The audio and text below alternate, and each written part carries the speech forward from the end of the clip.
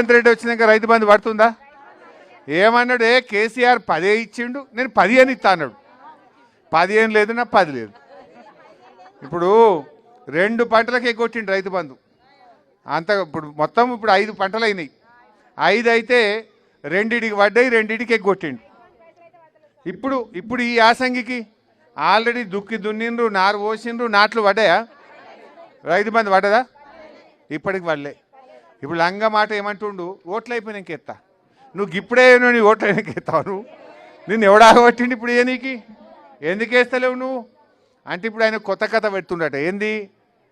నాట్లు వేసిన వాళ్ళకే ఇస్తా, పడావు గడ్డ భూమికి ఇయ్యా, లేకపోతే కొన్ని ఎకరాలకే ఇస్తా, పాస్బుక్ ఉంటేనే ఇస్తా, ఏదన్నా పెట్టి సగం మందికి ఎగబెట్టే కథ పెట్టిండు. ఇక మళ్ళీ దానికి కూడా కోతలు పెట్టే కథ పెట్టిండు. అందుకే ఇప్పుడు ఓట్ల ముందు వేస్తే రంగు బయటపడుతుందని, జనం తిరగబడతారని, ఓట్లు అయినాక ఇక శాటిలైట్ మ్యాప్ తెప్పిస్తా, ఎవరు ఇప్పుడు నీకు 2 ఎకరాలు ఉందనుకో, ఎకరమే నాటేసినాం అనుకో, ఎకరానికి ఇస్తా, ఎకరానికి ఇయ్య. ఈ కథ పెట్టబోతుండిగా.